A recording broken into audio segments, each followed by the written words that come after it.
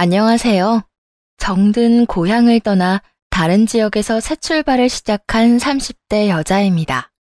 여러 사연을 들으며 문득 이혼할 때의 기억이 떠오르곤 하는데요. 이혼을 할 그 당시엔 결혼 생활을 유지하는 것보다 혼자 사는 것이 100배는 더 나은 선택이란 걸 누구보다 잘 알면서도 문득문득 겁이 나더군요. 그렇다고 해서 이혼 자체를 망설이거나 하진 않았습니다. 충분히 생각하고 내린 결정이만큼 미련이나 후회란 감정은 전혀 없었으니까요. 그러면 도대체 어떤 일을 겪었기에 사연까지 보내 하소연을 하게 되었는지 이야기 한번 들어보실래요? 연애 시절 남편을 한마디로 설명하자면 착한 사람 그 자체였습니다. 그 선하고 착한 모습이 좋았고 그래서 결혼까지 하게 된 것이었는데 막상 결혼을 하고 나니 이 남자는 착한 것을 넘어 멍청하다는 생각이 들 정도로 남에게 싫다는 말 한마디를 못하는 사람이더군요. 한 번은 이런 적이 있었어요. 회사는 달라도 늘 함께 출근길에 나서곤 했는데 하루는 급한 일이 있다며 남편이 저보다 일찍 집을 나섰죠.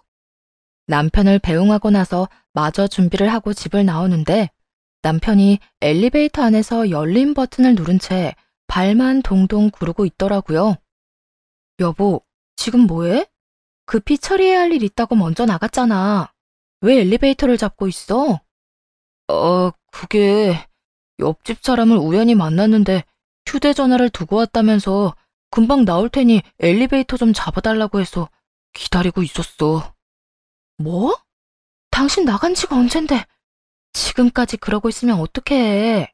이때껏 안 나오면 다른 일이 생겨서 더 늦나 보다 하고 당신 먼저 가면 되잖아. 조금만 더 하다가 이렇게 됐어. 얼른 문부터 닫아. 옆집 사람도 옆집 사람이지만 다른 사람들도 엘리베이터는 이용해야 할 거 아니야. 맞다. 내가 그 생각은 못했네. 아이고, 내가 진짜 당신 때문에 못 살아. 안 된다. 나도 바쁘다. 싫다. 그 말이 그렇게나 힘들어? 꽤, 좀 그렇긴 해. 무리되지 않는 선에선 돕는 게 마음이 편하기도 하고 말이야. 이렇듯 고구마를 통째로 삼킨 듯 답답한 구석이 있는 사람이었습니다. 연애 시절에는 생각지도 못했던 모습이었네요. 회사에서 보내는 시간을 제외하고는 늘 붙어 지내니 그제야 보이기 시작했던 것이었죠. 그런 남편이 답답하긴 했지만 남에게 피해를 주는 것은 아니니 될 수 있으면 잔소리는 하지 않으려 했습니다. 그런데 그렇게 참고 살다 보니 남에게 피해를 주진 않는데 제게 피해가 생기더라고요. 여러 가지 문제가 있긴 했지만 그중 가장 큰 문제는 바로 시동생 부부에게 돈을 빌려주고 있다는 것이었어요. 시동생은 남편의 하나뿐인 동생으로 집에선 아픈 손가락으로 여겨지고 있었어요. 결혼은 어떻게 하긴 했지만 생활력이라곤 전혀 없는 그런 사람이었습니다. 생활력이 없는 남자가 책임감이라곤 있을 리 없었고 그런 남편과 함께 사는 동서가 마땅한 직장도 없이 고군분투하는 모습이 안쓰럽긴 했었어요. 하지만 그렇다고 해서 제 남편이 그 집안까지 책임져야 한다는 생각은 전혀 해본 적이 없는데 남편은 저도 몰래 동서에게 돈을 빌려주고 있더라고요. 그 사실을 알게 된 건 우연히 남편과 월급 이야기를 하면서였어요. 당시 저흰 돈 관리도 따로 각자 적금도 따로 들며 일절 상관하지 않고 지냈거든요. 그런데 돈 이야기가 나오며 자연스럽게 대략적인 월급과 적금 규모, 주요 지출에 관해서 공유했죠. 지속적이진 않았지만 생활비가 늦어지기도 했고 못 보던 카드를 쓰는 것도 봤던 터라 겸사겸사 이야기를 나눠본 것이기도 했고요. 당신 적금은 들고 있어? 우리 돈 관리는 따로 해도 조금씩 적금은 꼭 들기로 했었잖아. 어? 그게 한동안 넣긴 했었는데 요즘에 여유가 없어서 못 모으고 있어. 어? 당신 월급이 나보다 많잖아. 난 부모님 용돈 조금 챙겨드리고 생활비 내고 내 용돈 빼놓고 적금 드니까 힘들진 않던데. 어디에다가 돈을 그렇게 쓰는 거야? 혹시 당신 주식 같은 거에? 아니, 그런 건 아닌데. 사실은 재수 씨가 돈을 좀 빌려가서 여유가 없네. 어? 동서가? 얼마나 빌려줬길래 그래? 거의 50만 원씩은 매달 빌려가고 부족하면 좀 더 말할 때도 있고 말이야. 뭐? 그러니까 매달 50만 원씩 빌려간다는 말이야? 그 돈을 갚기는 해? 아니, 나도 굳이 달라는 말한 적 없기도 하고 워낙 힘든 거 아니까. 달라고 하기도 그렇더라고. 그렇다고 안 빌려주기엔 내 마음이 불편하고 말이야. 시부모님들에게 용돈 준다는 이야기는 많이 들어봤어도 동생 와이프에게 생활비를 대주고 있다는 이야기는 처음이었죠. 그것도 서방님이 사정사정해서 빌려가는 것도 아니고 동서가 남편에게 직접 연락해 매달 돈을 뜯어가고 있다 하니 황당하더라고요.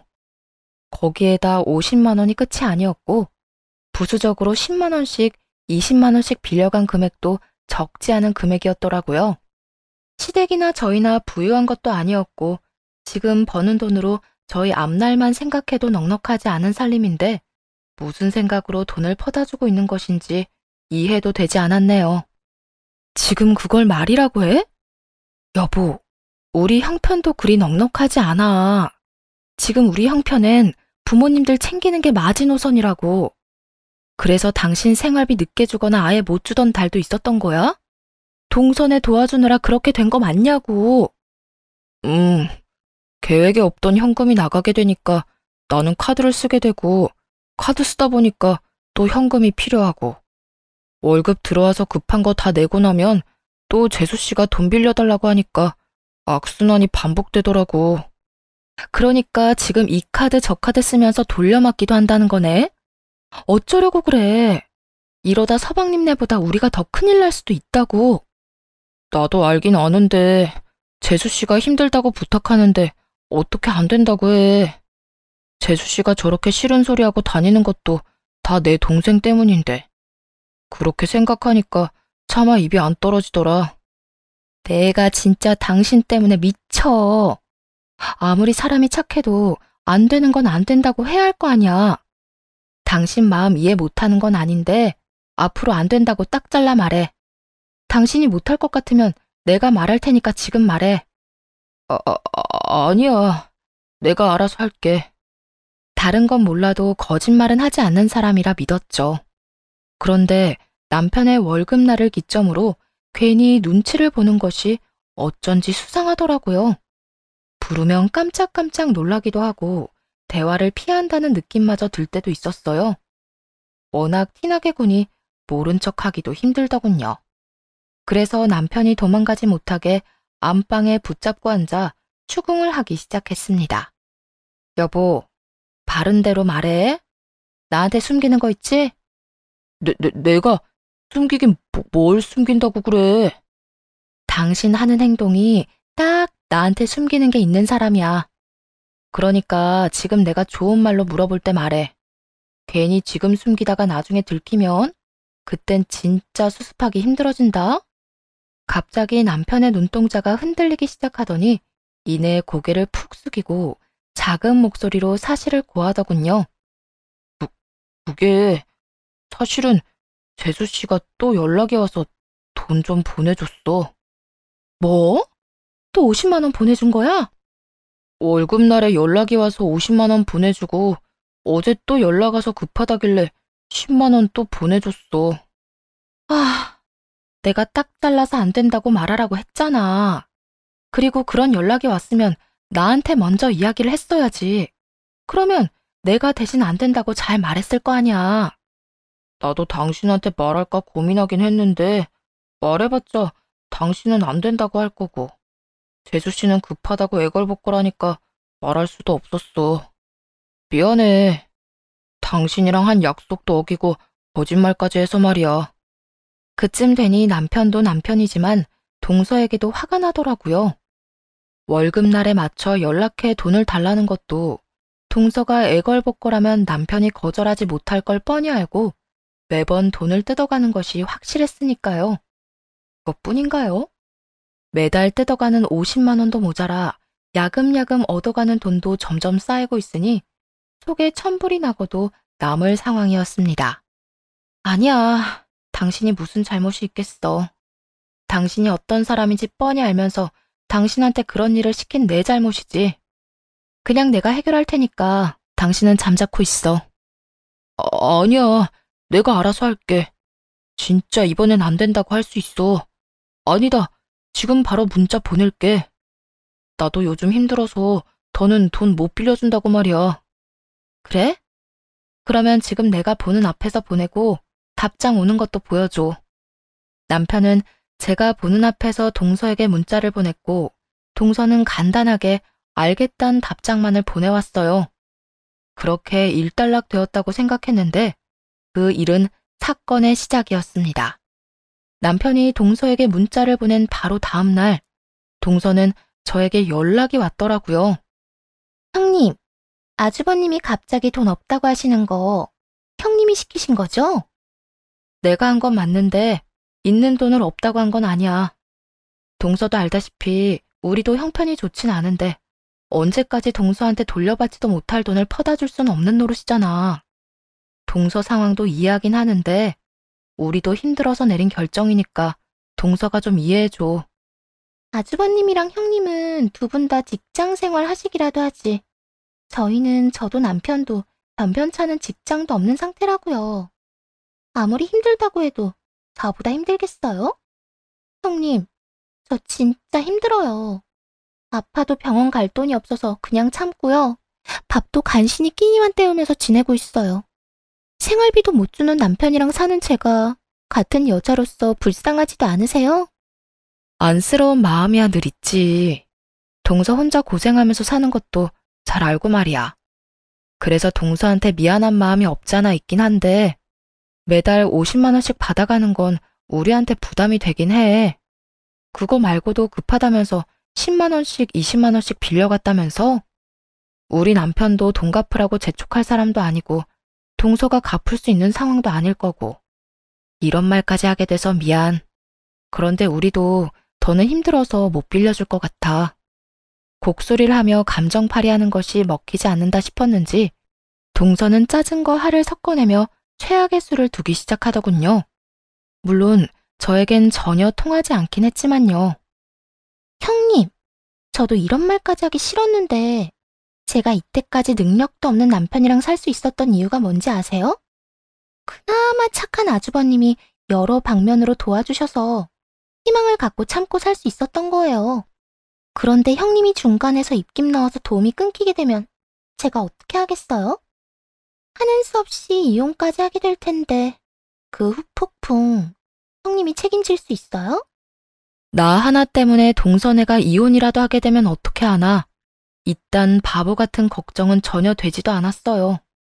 그저 동서의 뻔뻔한 태도와 어처구니 없는 그 생각으로 인해 저와 남편을 얼마나 호구로 여기고 있는지 깨닫게 되었죠. 남편 같은 사람과 산다고 저를 바보 멍청이로 아는 것도 아니고 이참에 확실히 짚어줘야 할 것 같더군요. 이혼? 동서가 그런 말하면 내가 걱정이라도 할 줄 알았어? 이혼을 해도 동서가, 이혼녀가 돼도 동서가 되는 건데 냉정하게 말하면 나하고는 아무 상관없는 일이잖아. 물론 내가 책임질 일도 아니고.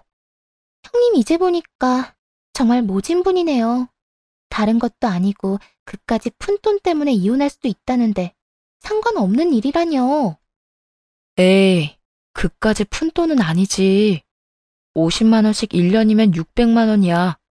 거기에다 동서가 어쩌다 한번 빌려가는 것도 아니고 매달 적게는 50만 원, 많게는 100만 원씩 빌려가는 달도 있던데 그게 어떻게 푼돈이야? 그 돈이면 우리 집 한 달 생활비하고도 남아. 그거야 제가 정말 너무 힘드니까 신세 좀 진 거라고요. 가족끼리 돕고 사는 거잖아요. 잘 돼도 다 함께 잘 돼야 좋은 거지. 형님네만 잘 먹고 잘 살면 끝인가요? 남들이 들으면 큰 오해하겠다, 동서. 우리 집도 먹고 사는 게 녹록지 않아. 버는 돈으로 양가 부모님도 챙겨야 하지, 살림도 꾸려나가야 하지. 지금처럼 내 남편이 동서네까지 돕고 살다간 다 함께 잘 먹고 잘 사는 게 아니라 다 함께 망해버리고 말 거라고. 그러니까 동서네 생활비는 서방님한테 말하든 그것도 안 되면 어머님께 도움을 구해. 이것도 저것도 다 싫으면 동서라도 일자리를 구하든가. 예전에야 임신할 거라고 일까지 그만둔 거였지만 지금 형편에 임신 계획할 리도 없을 거고 언제까지 두 사람 다 놀고 먹으면서 우리한테 생활비 뜯어갈 거야? 뜯어가다뇨. 엄연히 빌려간 거라고요. 빌린다는 말뜻을 몰라? 빌려갔으면 다시 돌려주는 것도 있어야 할 텐데 돌려주는 건 없이 계속 받아만 가고 있잖아. 내 입장에선 그걸 빌려줬다고 하기엔 힘들지 않을까? 하여튼 앞으로는 나한테나 우리 남편한테 따로 연락해서 돈 이야기 꺼내지 마. 우리도 해줄 만큼 했고 더는 힘드니까. 동서나 저나 기분이 상할 대로 상했지만 하는 수 없는 일이었습니다. 당장은 아니더라도 동서네까지 계속 책임지며 살다간 밑 빠진 독에 물 붓기를 하다 끝나버릴 것이 분명했으니까요. 본전도 못 찾은 동서는 전화를 끊자마자 시모에게 연락해 하소연을 했고 그 화는 고스란히 제 몫이 되었습니다. 넌 무슨 애가 그렇게 냉정하니? 너희는 맞벌이라도 하지. 둘째네는 고정적인 수입이 없어서 먹고 사는 것도 힘든 지경이라는데 조금이라도 여유 있는 너희가 좀 도와주면 되잖아. 이때까진 잘만 도와주다가 갑자기 안 된다고 하는 이유가 도대체 뭐야? 이때까진 제가 몰랐으니까 그냥 넘어갈 수밖에 없었지만 제가 안 이상 더는 그 집까지 먹여 살릴 순 없어요. 동서한테는 이런 말까진 안 했는데 남편 보니까 이때껏 동서네 도와주느라 현금이 없으니 카드 긁고 그 카드값 갚을 돈을 또 동서가 달라고 하니 돌려막기나 하게 되고 지금 서방님네 도와주다 큰일 나게 생겼다고요. 누가 들어도 남 도울 상황이 아닌 것이 분명한데 시모는 콧방귀까지 끼며 대수롭지 않다는 듯 사태를 가볍게 치부하더군요. 다 해결할 수 있으니까 도와줬던 거겠지. 카드 돌려막기도 능력이 되니까 할 수 있는 거다. 내 들어보니까 별것도 아닌 일을 넌 왜 이렇게 호들갑을 떠는 게야? 둘째네 도와줘서 큰일 나는 게 아니라 네 호들갑 때문에 큰일이 나겠어. 하여튼 너희 집에서 도움 안 주면 당장 이혼하겠다고 둘째 난리 부리던데. 난 내 아들이 이혼당하고 혼자 사는 꼴은 못 본다. 당장 우리 장남한테 말해서 다시 둘째네 도와주라고 해. 그렇게 안쓰럽고 이혼하는 꼴이 보기 싫으면 어머님이 도와주세요. 저는 당장 제 코가 석자라 남편한테 그런 말은 못하니까요. 이런 몹쓸 것 같으니라고. 네가 그런 식으로 나오면 내가 물러설 것 같아? 두고 봐라. 상황이 누구 뜻대로 돌아가게 될지 말이다.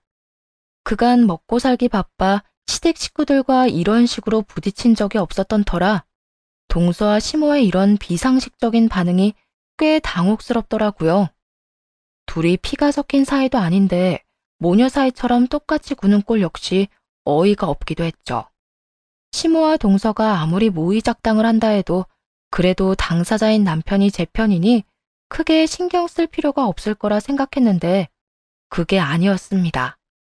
동서와 시모에게 연락을 받고 집으로 온 남편은 더는 제 편이 아니더군요. 저를 보자마자 화를 내기 시작하는데 남편의 그런 모습은 또 처음이라 말문이 다 막히더라고요. 여보, 재수씨 일은 내가 알아서 한다고 했었잖아. 당신이 시키는 대로 문자도 보내고 다신 돈도 못 준다고 했으면 됐지. 왜 재수씨하고 통화까지 한 거야? 그렇지 않아도 내 동생 때문에 힘든 사람 나도 도움 못 주게 돼서 미안해 죽겠는데. 그리고 우리 엄마하고도 통화했다면서? 괜히 걱정하게 왜 엉뚱한 말까지 다 한 거야. 당신은 당신밖에 몰라? 아니면 친정일 아니라고 이딴 식으로 해결을 본 거야? 남편의 말 그 어디에도 저에 대한 생각은 전혀 없더군요. 그저 다른 사람 걱정하기 바쁜 남편의 짜증을 듣고 있는데 그제야 정신이 확 들며 화가 나더라고요. 하루 종일 동서 시모와 말다툼을 하느라 정신적으로 힘든 상황인데 이야기를 듣지도 않고 물불 가리지 않고 화를 내는 모습을 보면서 더는 내가 사랑하던 그 남자가 아니구나. 실망감이 덮쳐왔어요. 다른 건 몰라도 저렇게까지 화를 내는 사람이 아니었는데 말이에요. 당신 지금 나한테 화내는 거야? 내가 뭘 잘못했다고 나한테 화내? 동서랑 통화한 거? 내가 먼저 전화 걸어서 뭐라고 한 것도 아니고 동서가 전화 와서 우는 소리 하길래 좋은 말로 우리도 힘들어서 안 된다고 했어. 그런데 동서가 이혼 이야기까지 꺼내면서 화내는데 나라고 참고 있었어야 해? 그리고 어머님도 마찬가지야. 동서가 어머님께 뭐라고 했는지 나한테 먼저 전화 와서 화내고 난리 부리셨어.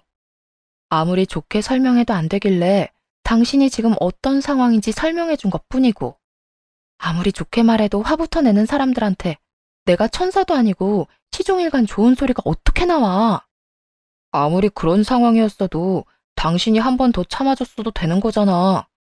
꼭 이렇게 여러 사람 속상하게 만들었어야 했어?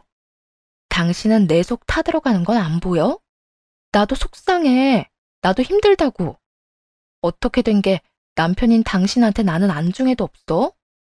내 심정은 어떤지, 내가 무슨 말까지 들었는지 그런 건 전혀 궁금하지도 않아? 다른 사람 신경 쓰면서 걱정하기 전에 나부터 살펴봐야 하는 게 당연하잖아. 당신은 엄마나 재수 씨보단 강하고 살만하잖아. 두 사람 다 정신적으로 많이 힘든 사람들이야. 상황은 말할 것도 없고. 그런 사람들부터 걱정하는 건 당연하지. 당신도 가족이지만 엄마도 재수 씨도 내 가족이니까 말이야. 내가 강해? 살만해? 당신 눈엔 내가 그렇게 보여? 당신 대신 양갓집에 용돈 드리고 생활비까지 나 혼자 다 짊어지고 있는데 그게 살만해 보여? 그리고 가족? 그래, 엄연히 가족은 맞지. 그런데 당신이 가장 지켜야 할 가족은 나라고 나. 나는 당신이랑 우리 가정이 그 어떤 일보다 우선인데 왜 당신은 내가 가장 후순위일 수가 있어? 당신은 어떨지 몰라도 난 당신도 중요하지만 다른 가족들도 중요해. 그리고 지금은 다른 가족들이 많이 힘든 상황이니 당신보다 조금 더 신경 쓰고 있는 거고. 아, 그래? 그래서 앞으로 어떻게 하겠단 건데? 당신이 나한테 화내면서 몰아붙일 때는 하고 싶은 말이 있어서 이렇게까지 하는 거잖아. 당신이 그렇게 말하니까 나도 직설적으로 말할게. 나 앞으로는 당신이 뭐라고 하든 내 동생이랑 재수 씨 도와줄 거야. 뭐? 그러면 우리 생활은 어떻게 할 건데? 당신 카드값은 어떻게 하게? 내 카드값이야. 내가 좀 더 아껴 쓰면 되고. 우리 생활비는 당신이 다 내면 되잖아. 당신이 재수 씨처럼 노는 것도 아니고 직장 생활하는데 뭐가 걱정이야? 호구짓은 혼자 하면 되지 저까지 끌어다 호구짓을 시킬 작정이더군요. 정말 피치 못할 사정으로 생활비조차 벌지 못하는 상황이라면 저 역시 기꺼이 도우라고 했을 겁니다. 온 가족이 저만 인정머리 없는 사람으로 몰아가는 것이 싫기도 하지만 무엇보다 남편이 번 돈으로 남편이 그렇게 하고 싶다고 하니까요. 하지만 앞서 말씀드렸다시피 서방님은 몸이 불편해 일을 못하는 것도 아니었어요.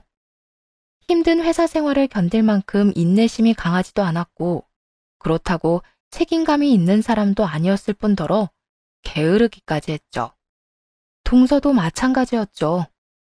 하다못해 단기 알바라도 구하면 급한 생활비는 벌 수 있는 상황이란 걸 모르진 않을 텐데 그저 놀고 먹으며 남편에게서 나오는 생활비만 바라고 있었으니 도와줄 생각이 전혀 들지 않는 것이 당연했습니다. 남편도 이런 사실을 전혀 모르진 않을 텐데 그저 불쌍하다며 저의 희생만 바라니 화가 났죠. 한심하기 짝이 없는 남편이 미워지기까지 하더군요. 난 나 혼자 우리 집 생활비 다 감당할 생각 없거든. 그러니까 나한테 그런 헛소리 할 시간에 당신 동생이나 동서한테 일자리 구해서 생활비라도 좀 벌었으라고 그래. 사지 멀쩡한 젊은 것들이 언제까지 놀고 먹을 거래? 하여튼 난 분명히 말했다. 앞으로 생활비 빼먹지 말고 넣어. 남편은 끝까지 대답하지 않았고 이렇게 부부싸움은 찝찝함을 남긴 채 끝이 났습니다. 그렇게 남편과 한바탕 하고 나니 화가 사그라지지 않더라고요. 다음 날 전 동선회로 찾아갔고 그곳에서 더 화나는 모습을 보게 되었습니다. 동서는 물론이고 서방님 시모 남편까지 정답게 모여 앉아 하하호호 배달 음식을 시켜 먹고 있더라고요. 카드값도 제대로 갚아내지 못해서 시달리고 있는 주제에 한식, 중식, 일식 아주 종류별로 골고루도 시켜줬더군요. 주말 아침부터 말도 없이 나가더니 여기 와 있었어? 왜? 당신 없으면 이 사람들은 밥도 못 먹는 신세래? 이 사람들이라니, 당신 무슨 말을 그렇게 해? 그러면 지금 내 입에서 말이 곱게 나오게 생겼어? 나는 지금 생활비에 양가 부모님들 용돈까지 감당하느라 등골이 휘청하는데 당신이 여기서 이러고 있는 거 보고 내가 화가 안 나게 생겼냐고. 거기에다 당신이랑 나랑 싸운 건 기억도 안 나? 나랑 그렇게 심하게 싸워놓고선 여기서 하하호호 밥이 넘어간다니. 진짜 대단하다 대단해. 당신한테 내가 가족이긴 해? 내가 당신 부인이긴 하냐고. 당신이랑 싸워서 나도 기분이 좋진 않았어. 그런데 내 기분이 안 좋다고 해서 가족들 모인 자리에서 굳은 표정으로 있을 수는 없잖아. 여기 시킨 음식들도 다들 어제 저녁도 못 먹었다고 해서 이것저것 시키다 보니까 이렇게 된 거야. 처음부터 당신만 빼놓고 먹으려고 작정하고 왔던 건 아니었으니까. 괜히 오해해서 분위기 망치지 말고 앉아서 당신도 먹어. 속이 없는 건지 생각이 없는 건지 그쯤 되니 구분도 되지 않았어요. 도끼 눈을 뜨고 보는 그 사람들과 더는 같은 자리에 있고 싶지도 않아서 다른 사람에게 경고하는 대신 남편 놈에게 말을 남기고선 그 자리를 나와버렸습니다. 앞으로 생활비는 무조건 반반에다가 어머님 댁 용돈은 당신이 드려. 당신 카드도 많이 쓴 것 같고 여유도 없는 것 같아서 어머님 용돈은 내가 드리려고 했었는데 지금 보니까 그럴 필요도 없겠네. 앞으로 난 우리 집 용돈만 챙기고 생활비도 딱 절반만 낼 거니까 그런 줄 알아. 그 말만 남기고 바로 집으로 돌아와 버렸고 남편 놈도 상황이 심각하단 걸 눈치챘는지 불이 나게 쫓아왔더군요. 제 팔을 붙잡고 개거품을 물기 시작했지만 신경 쓰이지도 않았네요. 여보, 그게 무슨 말이야. 부모님 용돈은 이때껏 당신이 챙겼었잖아. 그런데 나한테 그걸 챙기라니. 당신 말대로 나 힘든 거 뻔히 알면서 꼭 그렇게까지 해야 했었어? 애초에 당신 부모님은 당신이 챙기기로 했던 거였잖아. 그런데 당신이 계속 깜빡하니까 내가 우리 부모님 챙기는 김에 같이 챙겨드린 거였고 일종의 내가 당신한테 호의를 베푼 거였는데 당신이 그딴 식으로 굴면 나라고 당신한테 계속 호의를 베풀 필요는 없잖아? 그러니까 앞으로는 당신이 알아서 해. 그리고 생활비 잊지 말고. 여보, 진짜 이럴 거야? 이럴 거야. 그러니까 좋은 말로 할 때 들었어야지. 이번에도 동선에 돕느라 생활비 안 주고 무시하면 당신이랑 이혼할 거니까 그런 줄 알아. 이제부터 나는 구경도 못하는 내 남편 돈으로 다른 사람들이 호의호식하는 꼴 못 보니까. 이혼은 싫었는지 남편은 뒷말을 달진 않았고 생활비도 제 날짜에 통장으로 들어오더군요. 남편의 행동도 제가 알던 모습으로 돌아왔고 모든 것이 평소와 같았는데 여전히 느낌이 싸했습니다. 맞은 적도 없는 뒤통수가 얼얼하기도 하고 왜인지 남편의 행동이 수상하게 느껴지기도 했고요. 그런 찝찝한 기분이 드는 것엔 이유가 있을 거란 생각이 들어 홀린 듯이 남편의 휴대전화를 살펴보게 되었습니다. 제 촉이 맞더군요. 여전히 동서는 남편에게 생활비를 받아 쓰고 있었고 남편은 저에게 이런 사실을 숨겼던 것이었죠. 그것도 50만 원보다 큰 돈을 말이에요. 거기에다 늘 동서의 뒤에 숨어 아쉬운 소리를 직접 하지 않던 시동생까지 남편에게 우는 소리를 했는지 남편이 가게까지 차려줬더라고요. 아무리 생각해도 돈이 나올 만한 곳이 없는데 그렇게 큰 돈을 어디서 구했는지 수상했죠. 전 문자 메시지를 계속 살펴봤고 남편이 대출을 받았다는 사실을 알게 되었어요. 저에게는 눈꽃만큼도 발휘하지 않는 대단한 가족애를 동서 부부에게 아낌없이 퍼다붓고 있었더군요. 남편 스스로는 어떻게 생각할지는 모르나 제가 보기엔 그야말로 호구의 본보기였습니다. 그 모든 증거들을 휴대전화로 사진 찍어 남겨두곤 남편에게 이혼을 통보했어요. 우리 이혼하자. 뭐? 이혼? 나 생활비도 잘 주고 있잖아. 그런데 이혼은 무슨 이혼이야? 생활비? 잘 주고 있지. 그런데 그러면 뭐해? 당신 대출 받아서 서방님 가게 차려주고 그 가게 자리 잡을 때까지 두 사람 생활비에 용돈까지 주고 있는 거 모를 줄 알아? 그, 그걸 어떻게, 그 돈 그냥 준 거 아니고 빌려준 거야. 가게 자리만 잡으면 다 갚는다고 했어. 정말이야. 서방님이랑 동서가 그 돈을 갚든지 말든지 난 상관없어. 난 그저 당신이 내가 그렇게 싫다고 했는데도 또다시 나 몰래 그 큰 돈을 두 사람에게 줬다는 그 사실이 용서가 안 되는 거야. 나도 내 나름대로 생각이 다 있어서 그랬던 거야. 언제까지 내가 돈을 줄 수도 없는 노릇이고, 동생 말이 가게만 차려주면 정신 차리고 잘할 수 있다고 하잖아. 재수 씨도 따로 취업할 필요 없이 가게 같이 다니면서 부부가 같이 벌면 금방 일어설 수 있다고 했고, 그래서 나도 생각 많이 하다가 가게 차려준 거야. 당신한테 말할까 고민도 하긴 했었는데 내가 어떻게 당신한테 사실대로 다 말할 수 있었겠어. 고작 생활비 주는 걸로도 그 난리가 났었는데 내가 대출까지 받아서 가게 차려준다고 하면 더 큰 난리가 날 게 뻔하니까 하루 이틀 미루다 보니까 말할 타이밍을 놓치게 됐어. 그래. 눈물 없이 들을 수 없는 이야기 잘 들었고 이혼은 서둘러서 하자. 당신 이야기 들으니까 내가 이혼에 대한 확신이 더 강해졌거든. 내 이야기 똑바로 들은 거 맞아? 나도 앞으로 우리 가정을 위해 그랬던 거라니까. 동생 내가 먹고 살만해지면 내가 계속 도울 필요가 없으니까 그래서 그런 결정을 내린 거라고. 내 말은 다 알아듣고 이혼하자는 거 맞지? 그래, 다 알아들었어. 당신이 얼마나 그 사람들한테 호구지신하고 다녔는지 잘 들었으니까 나랑 이혼하고 남 눈치 볼 필요 없이 멍청한 짓 계속하고 다녀. 길고 긴 남편의 변명에도 제가 아무런 동요도 없자 남편은 설득을 포기했는지 도리어 큰 소리를 치기 시작했습니다. 호구? 멍청한 짓? 그래. 나도 내 돈으로 내 가족 돕는데 당신 눈치 보고 사는 것도 힘들어. 당신이 원하는 그 이혼 해. 하면 될 거 아니야. 그래. 그러니까 얼른 이혼하고 너 하고 싶은 대로 하고 살아.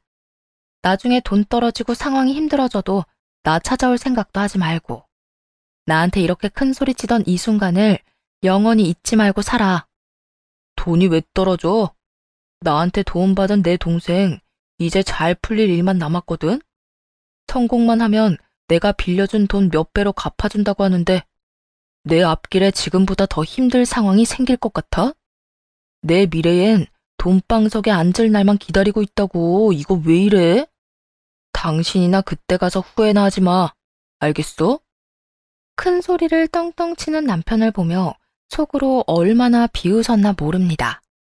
신이 아니기에 모든 앞날을 알 수는 없으나 호구짓만 하다 버림받을 것만큼은 확실하게 알 수 있었으니까요. 그렇게 이혼을 하게 되었고 걱정과는 달리 혼자인 생활에 잘 적응하며 지내고 있었어요. 아니, 오히려 좋더라고요. 함께 사는 것이 지옥이었다면 이혼하고 난 후의 생활은 천국과도 같았습니다.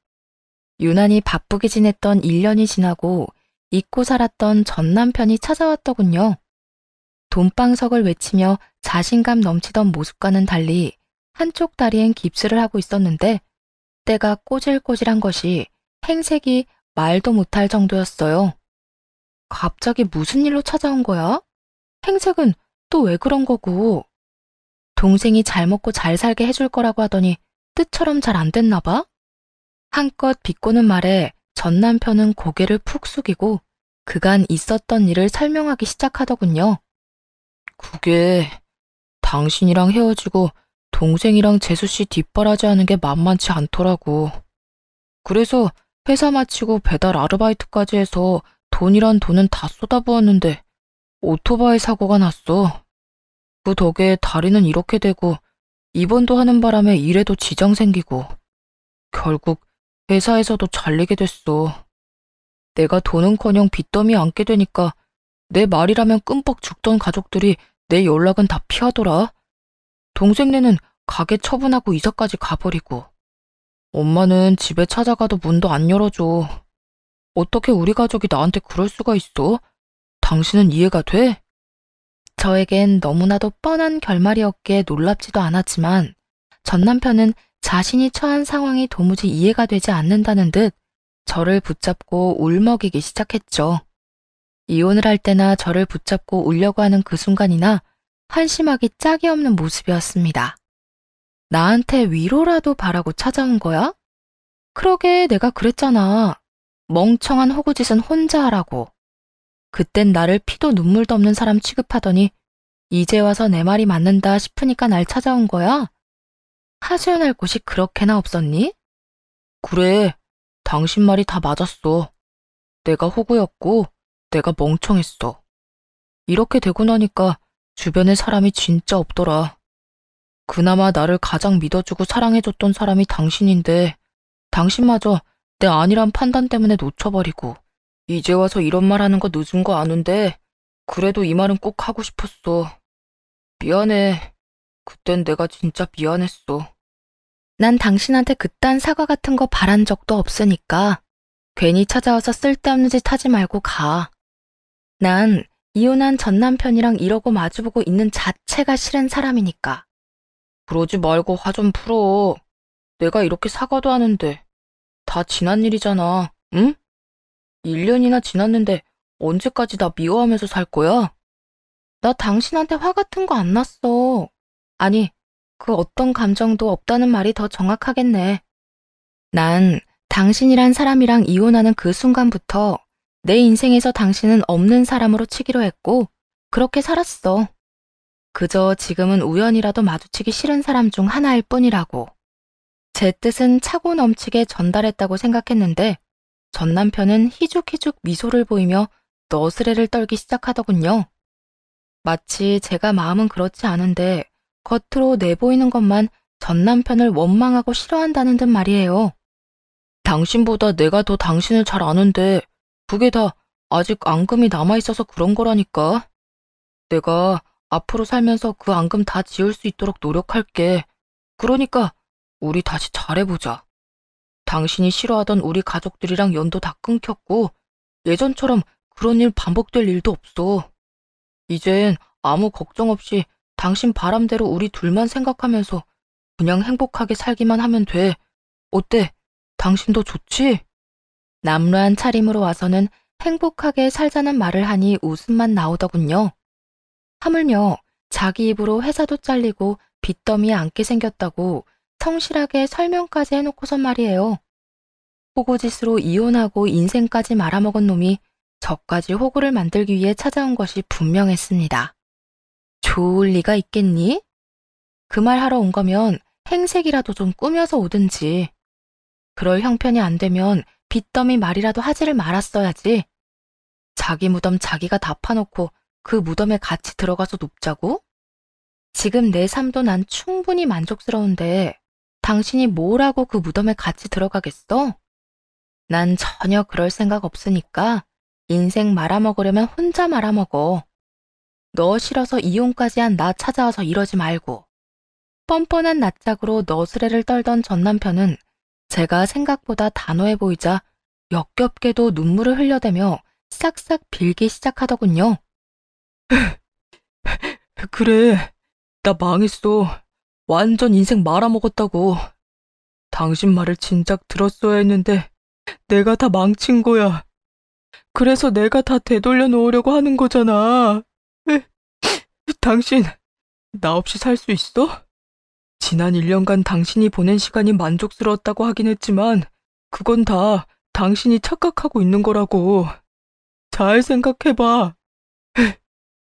우리 결혼 생활 동안에 얼마나 좋았어.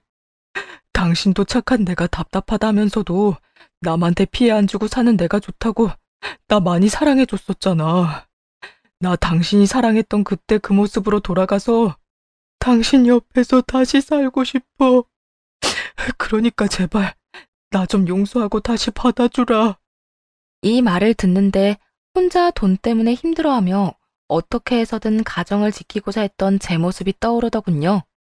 그와 동시에 분노라는 감정이 저를 휘감기 시작했죠. 그래, 당신은 다른 사람한테는 피해 안 줬지. 그 대신 나한테 피해를 줬잖아.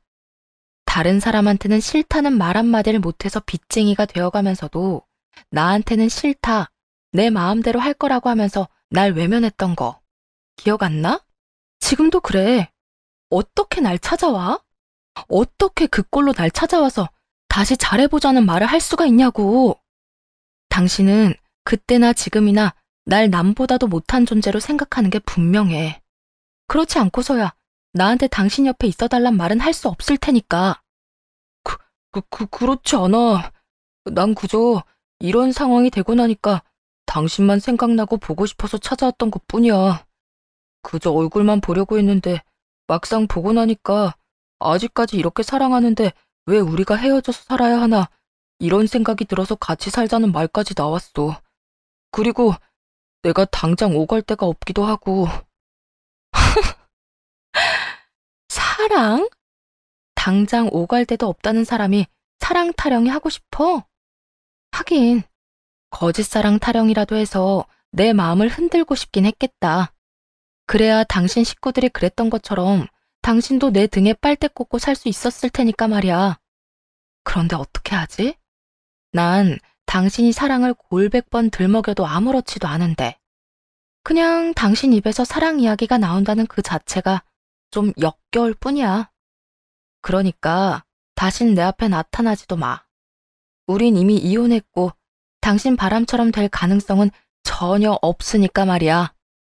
이혼할 땐 그렇게 단박에 뒤돌아서더니 상황이 급하긴 한 것인지 어떤 말을 해도 전 남편은 그 자리에서 꿈쩍도 하지 않고 울고불고 빌더라고요. 그 모습이 제 화를 더 돋우게 되었고 무릎을 꿇고 빌고 있는 전 남편의 목덜미를 잡아 끌어 내쫓아 버렸습니다. 내쫓긴 전 남편은 끝까지 포기하지 않고 문을 두드리며 고함까지 지르더군요. 내가 다 잘못했다니까. 나 진짜 반성하고 있어. 당신이 정 싫으면 쭉 같이 살자는 말은 하지 않을 테니까 내 다리 나을 때까지만 이 집에서 같이 좀 지내면 안 될까? 나 진짜 너무 아프고 힘들어서 그래. 내가 당신한테 하는 마지막 부탁이다 생각하고 조금만 지내게 해줘. 어? 결국 집 앞에서 난동을 부리는 전 남편을 경찰에 신고했고 전 남편은 경찰분들의 손에 끌려갔네요. 끝까지 고함을 지르며 말이에요. 전 남편의 한심한 꼴을 보고 나니 그놈의 식구들은 어떻게 지내는지 문득 궁금해지더군요. 그래서 여러 방면으로 그들이 어떻게 사는지 알아보았고 소식을 전해 들을 수 있었어요. 우선 잘 사는지 못 사는지부터 말씀드리자면 제대로 못 살고 있다고 하더군요. 전 시동생은 전 남편이 준 돈은 이미 다 날려먹은 지 오래고 술까지 입에 대며 폐인처럼 지낸다고 해요. 그 모습을 곁에서 지켜보던 동서는 생활비가 없어 주부 대출까지 받으며 남편이 정신 차리길 기다리다가 결국은 버티지 못해 이혼하고 도망갔다고 하더라고요. 그리고 시모의 상황도 만만치 않았어요. 용돈이 끊기게 되자 노후 생각은 전혀 하지 않고 그간 모아뒀던 돈을 야금야금 써버렸다고 하더군요. 결국엔 그나마 남아있던 작은 집도 처분하고 그렇게 아끼던 두 아들이 빈대 붙을까 걱정이 되어 혼자 아무도 모르는 곳에 쪽방을 얻어 산다고 합니다. 처음부터 끝까지 돈 하나 때문에 가족이든 뭐든 다 배신하고 버리는 것이 누구 하나 다를 바가 없는 인간들이다 생각했네요. 물론 진작 이혼하길 잘했단 생각도 했고요. 그 후 전 남편은 찾아오지 않았고 3년이란 시간 동안 잘 지내고 있습니다. 회사는 이직을 한 상태인데요. 지역까지 옮기며 이직을 결정한 결정적인 계기는 바로 엄마 때문이었어요. 다 망해버린 전 남편과 전 시댁 식구들의 소식은 통쾌함을 가져다 주긴 했지만 어쩔 수 없이 못난 감정들이 자꾸만 저를 괴롭히더라고요. 원망, 질책, 분노 등 도움이 되지 않는 그런 감정들 말이죠. 거기에다 언제 또 회사나 집으로 찾아올지 모르는 그 사람들 때문에 조금의 불안감도 있긴 했습니다. 이런 제 상황을 눈치챈 엄마가 이런 말씀을 하시더라고요. 딸, 그러지 말고 다른 지역에서 회사 알아보는 건 어때? 너무 멀지도 않지만 그렇다고 해서 너무 가깝지도 않은 그런 곳 말이야. 그곳에서 새롭게 다시 시작한다고 생각하고 차근차근 다시 쌓아봐. 처음엔 물론 힘들겠지만 거기도 사람 사는 곳인데. 살다 보면 여기서 그렇게 지내는 것보다 더 좋지 않겠어? 너만 괜찮다면 우리도 너 따라서 이사해도 괜찮고 말이야. 아니야. 괜히 나 때문에 엄마 아빠까지 고향 떠날 필요는 없고 이직이나 이사 한번 고민해 볼게. 그래, 잘 고민해봐. 네 인생이니까 네가 하고 싶은 대로 하는 게 맞긴 한데 엄마가 걱정되어서 그래. 이혼이 보통 일도 아니고. 하물며 전 남편이 그 모양 그 꼴이 돼서 찾아오기까지 했으니 너도 여러모로 걱정되고 신경 쓸 거 아니야. 그러니까 잘 고민해보고 만약에 엄마 뜻대로 할 거면 여기에서 있었던 일은 여기 이곳에 다 두고 떠나. 우리 딸이 이혼 따윈 떨쳐버리고 홀가분하게 훨훨 날아갔으면 좋겠어, 이 엄마는. 결국 고민 끝에 이직을 하며 이사를 하게 되었네요. 고민한 순간들이 아까울 만큼 행복하게 지내고 있습니다. 우선 이직한 회사에서 2년차 때 진급을 하게 되었고요. 다행히 마음 맞는 동료들도 많이 생겨 회사에서 받는 스트레스도 적은 편이에요. 요즘엔 취미로 가죽 공예를 배우고 있는 중인데요.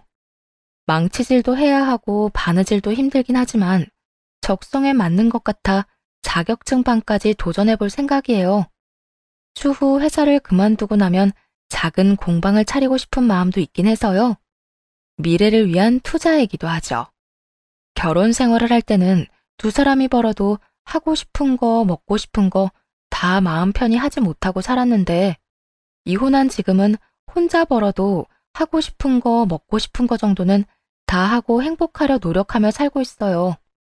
인생 뭐 별거 있겠어요? 하고 싶고 먹고 싶은 거 먹고 살면 그게 제대로 사는 거 아니겠어요? 전 앞으로도 이렇게 살 예정입니다. 제가 이혼을 하며 깨달은 바가 있는데 무엇보다 중요한 건 제가 만족하고 행복한 삶이더라고요. 가정도 물론 중요하지만 우선적으로 제가 행복해야 가정 역시 행복하다는 걸 느낀 것이죠. 이로써 제 사연도 끝입니다. 이만 물러가 볼게요. 긴 이야기 들어주셔서 감사합니다.